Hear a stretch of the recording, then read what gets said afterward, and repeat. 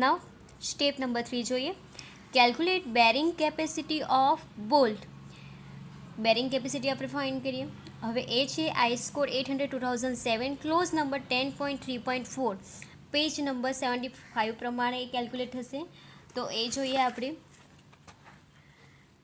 આઈસ્કોર 800 2007 page number 75 clause number 10.3.4 bearing capacity of the bolt. હવે એ calculate કરવા માટે ફોર્મ્યુલા છે VTPB is equal to VNPB divide by gamma MB. Okay, તો એમાં આપણે એ VNPB જે છે nominal bearing strength of the બોલ, તો એ છે 2.5 KB into D into T into FU. તો એ જોઈએ આપણે. જો અહીંયા લખ્યું છે VDPB is equal to VNPB divide by gamma MB, જ્યાં વેર ગામા MB આપણે આગળના સ્ટેપમાં પણ જોયું હતું. ગામા MBની વેલ્યુ કેટલી આવી હતી? 1.25. એ જે છે એ કોના બેઝ પર લઈએ છીએ આપણે? એ IS 800 table number 5 page number 30. Okay, આગળ જોઈ ગયા એ જ. Then NPB is equal to nominal bearing strength of the bolt, જે આપણે અહીંયા જોઈ ગયા 2.5 KB D into T into FU. હવે એ કઈ રીતના કેલ્ક્યુલેટ થાય એ જોઈએ. વેર ડી શું છે?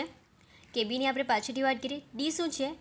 એ ડી જે છે એ તમારો આપણે સ્ટેપ્સમાં વાત કરી જતી તે પ્રમાણે nominal diameter of the bolt. તો આપણો ડાયામીટર બોલ્ટ જે ડેટામાં છે કેટલો છે? 16 mm આપ્યો હતો આપણને. ક્લિયર? ધેન FUB બોલ્ટ માટે આપણે જે અલ્ટિમેટ સ્ટ્રેન્થ ફાઇન્ડ કરી હતી તેની વેલ્યુ કેટલી હતી? 400 ન્યૂટન પર mm સ્ક્વેર, જે આપણે સ્ટેપ નંબર 1માં આપણે જોઈ જ ગયા હતા, છતાં પણ આપણે જોઈ લઈએ. FUB જે છે 400 ન્યૂટન પર mm સ્ક્વેર. ઓકે,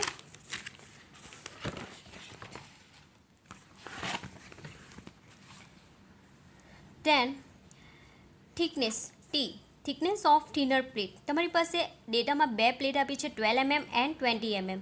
ઓકે, તો એમાંથી તમારે થિનર પ્લેટ લેવાની છે. તો એ છે તમારી 12 mm તમારે લેવાની છે, એટલે એ થશે તમારી 12 mm. ક્લિયર? ના, હવે આપણે જોવાના છે KB. તો ફોર વેલ્યુ ઓફ KB તમે આપણે જોઈ ગયા હતા સ્ટેપ્સમાં કે સ્મોલર ઓફ આ જે 4 વેલ્યુ છે એમાંથી જે સ્મોલર નાની વેલ્યુ હોય છે એ લેવાની છે. હવે એ કેલ્ક્યુલેટ કરીએ આપણે. તો ફર્સ્ટ આપણે જોઈએ KB is equal to E divide by 3DO. Okay, where DO જે છે એની વેલ્યુ શું છે? તો એ શું છે આપણો? Diameter of bolt hole. Diameter of bolt hole તે આપણે ફર્સ્ટ સ્ટેપમાં જોઈ ગયા હતા. ફર્સ્ટ સ્ટેપમાં આપણે ડાયામીટર બોલ્ટ હોલ જોઈ ગયા, જે આપણો આવ્યો હતો DO is equal two 18 mm. Okay, તો એ છે આપણો 18 mm આવશે. ઓકે, ધેન E માટે વાત કરીએ આપણે. તો એ શું છે? And distance. અને એ કઈ રીતના કેલ્ક્યુલેટ થશે? તો આઈસ્કોર 800 2007 ક્લોઝ નંબર 10.2.4.2 પેજ નંબર 74 પ્રમાણે. ઓકે, તો એ સમજીએ આપણે. પેજ નંબર 74 જેમાં ક્લોઝ આપણને કીધો છે 10.2.4.2. એમાં શું કીધું છે કે જો હેન્ડ ફ્લેમ કટ હશે ત્યારે તમારી જે એજ ઓર એન્ડ ડિસ્ટન્સ જે છે એ શું છે? 1.7 times the hall diameter in case of shear or hand flame cut. એટલે હેન્ડ ફ્લેમ કટમાં જે તમારો હોલ ડાયામીટર જે છે DO, તો તેને આપણે સાની સાથે મલ્ટીપ્લાય કરશો 1.7 સાથે. અને જો તમારે મશીન ફ્લેમ કટ હશે તો તમારે 1.5 ટાઈમ્સ ઇન્ટુ હોલ ડાયામીટર, એટલે કે તમારે 1.5 ઇન્ટુ DO કરવું પડશે. ક્લિયર? તો તમે એઝ્યુમ કરો છો અત્યારે શું એઝ્યુમ કરો છો? તો મશીન ફ્લેમ કટ એઝ્યુમ કરો છો, એટલા માટે અહીં શું આવશે તમારે? 1.5 times into DO hole diameter છે. આ શું છે? Hole diameter. ઓકે, નાવ એ કેલ્ક્યુલેટ કરીએ આપણે. માટે E is equal to 1.5 into શું હતો આપણો હોલ ડાયામીટર? 18 mm હતો. ઓકે, તો આપણો એન્ડ ડિસ્ટન્સ જે છે એ શું આવશે? એ એન્ડ ડિસ્ટન્સ જે છે એ આપણો શું આવશે? એ 1.5 ઇન્ટુ 18 27 આવે છે. ઓકે, તો એ છે 27 mm. આ એક ડિસ્ટન્સ જ છે, ઇંચ ડિસ્ટન્સ એટલે એમએમમાં આવશે. તો એની વેલ્યુ આપણી આવી 27 mm. હવે આગળ જોઈએ તો second KB is equal to P divide by 3D O minus 0.25. હવે અહીંયા તમારે 3D જે આગળ જોયું હતું તે જ ડી ઓ એટલે હોલ ડાયામીટર જે છે કેટલો લેવાનો છે 18 mm. દેન પી મીન્સ શું છે pitch distance or minimum spacing, અને ટી કોના બેઝ પર લેવાનું છે IS 800:2007 clause number 10.2.2 page number 73 પ્રમાણે તમે એ લેવાનું છે. તો એ જોઈએ શું છે એ. તો પેજ નંબર 73 પર છે ક્લોઝ નંબર 10.2.2 મિનિમમ સ્પેસિંગ ઓર એને પીચ ડિસ્ટન્સ કહી શકો છો, જે તમારું સેન્ટર ટુ સેન્ટર ફાસ્ટનર જે છે તે ડિસ્ટન્સ. તો એ છે 2.5 times the nominal diameter of the fastener. Nominal diameter of the fastener એટલે તમારો diameter of bolt D. Okay, તો 2.5 ઇન્ટુ ડી. એ શું છે shall not be less than એટલે એનાથી ઓછો તો ના જ હોવો જોઈએ. તો આપણે લેવાનું છે એ 2.5 into nominal diameter of bolt. Okay, તો એ આવશે માટે P is equal 2.5 into nominal diameter of bolt. D શું હતો આપણો 16 હતો, માટે પીની વેલ્યુ શું આવશે, પીની વેલ્યુ આપણી આવશે 2.5 ઇન્ટુ 16 40 mm આવે છે. ઓકે, તો આપણું પીચ ડિસ્ટન્સ આવે 40 mm. અને આગળ આપણું જે એજ ડિસ્ટન્સ છે એ એજ ડિસ્ટન્સ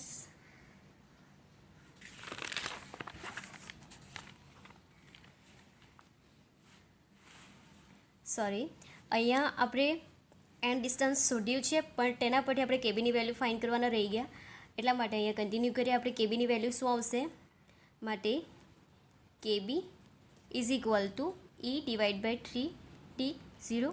અને આ જે વેલ્યુ છે તેને તમારે એપ્રોક્સિમેટ લેવાની છે, એટલે કે 30 mm તમારે કરી દેવાની છે. તો એ જે છે એ કેટલા છે 30 ડિવાઈડ બાય 3 ઇન્ટુ D0 કેટલા છે 80. તો એ આવશે તમારી 30 ડિવાઈડ બાય 3 ઇન્ટુ 18. ઓકે, તો 0.55 વેલ્યુ આવે છે. એ વેલ્યુ તમારી આવે છે 0.55. ઓકે, દેન આપણે પીચ ડિસ્ટન્સ 40 આવ્યું, અને એના પરથી આપણે જે કેબીની વેલ્યુ ફાઇન્ડ કરવાના છે એ પી ડિવાઈડ બાય 3D માઇનસ 0.25. તો પીની વેલ્યુ આવી 40 ડિવાઈડ બાય 3 ઇન્ટુ 18 માઇનસ 0.25 કરશો તો શું વેલ્યુ આવશે, તો એ આવશે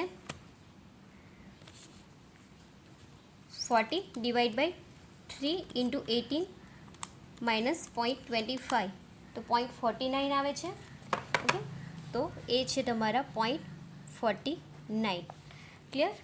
નાવ થર્ડ કેબીની વેલ્યુ. કેબીની value FUB divide by FU. તો FUB આપણા 400 હતા, એ છે બોલ્ટ માટે ન્યૂટન પર mm². દેન પ્લેટ માટે હતા 410 ન્યૂટન પર mm². સ્ટેપ નંબર 1માં જોયું છે. તો આપણે કેબી જે છે એની વેલ્યુ શું આવશે, FUB ડિવાઈડ બાય FU કરશો તો તમારે અહીંયા શું કરવાનું છે, KB is equal two FUBની value તમારે 400 ડિવાઈડ બાય 410. તો તમારી વેલ્યુ શું આવશે 400 ડિવાઈડ બાય 410. તો વેલ્યુ આવશે તમારી 0.975.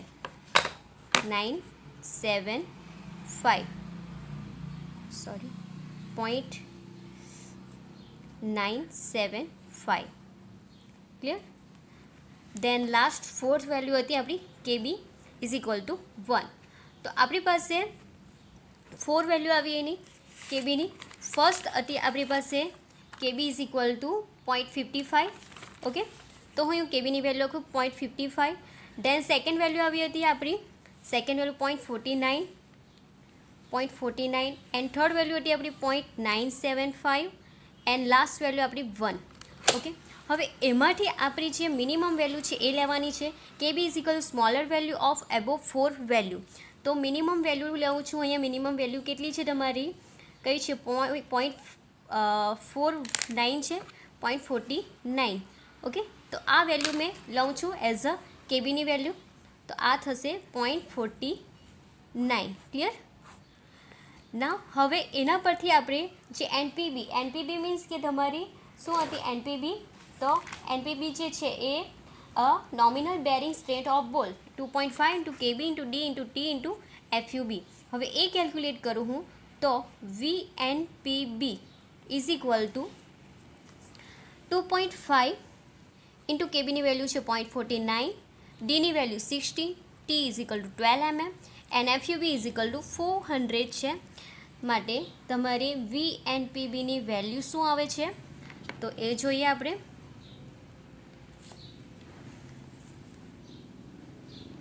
એ વેલ્યુ છે તમારી 2.5 ઇન્ટુ 0.49 મલ્ટીપ્લાય 16 મલ્ટીપ્લાય 12 મલ્ટીપ્લાય 400 એ આવે છે તમારી 94.08 10⁻³ ન્યૂટન. તો એ વેલ્યુ છે 94.08 10⁻³ ન્યૂટન. એને મેં કિલોન્યૂટનમાં કન્વર્ટ કરું તો આવશે વીએનપીબી ઇઝ ઇક્વલ ટુ 94.08 ઇન્ટુ 10⁻³ ને ઇન્ટુ 10⁻³ કિલોન્યૂટનમાં કન્વર્ટ કરું તો વેલ્યુ શું રહે છે તમારી? એનપીબી ઇઝ ઇક્વલ ટુ માટે વીએનપીબી ઇઝ ઇક્વલ ટુ તમારી વેલ્યુ શું રહેશે? 94.08 કિલો ન્યૂટન. ઓકે, તો આ વેલ્યુ આવી તમારી બેરિંગ કેપેસિટી આ વેલ્યુ આવી તમારી ઓનલી શાના માટે આવી? આ તો જે તમારી નોમિનલ બેરિંગ સ્ટ્રેન્થ ઓફ બોલ છે એ માટે આવી. હવે આપણે આપણી જે ફાઇનલ વેલ્યુ ફાઇન્ડ કરવાની હતી તેના વિશે જોઈએ આપણે, જે આપણી મેઇન ફોર્મ્યુલા હતી. So bearing capacity of bolt VDPB is equal to NPB divide by gamma MB. અને NPB આપણે ફાઇન્ડ કરી ગયા આગળ છે 94.08 એન્ડ ગામા MB છે આપણી પાસે 1.25.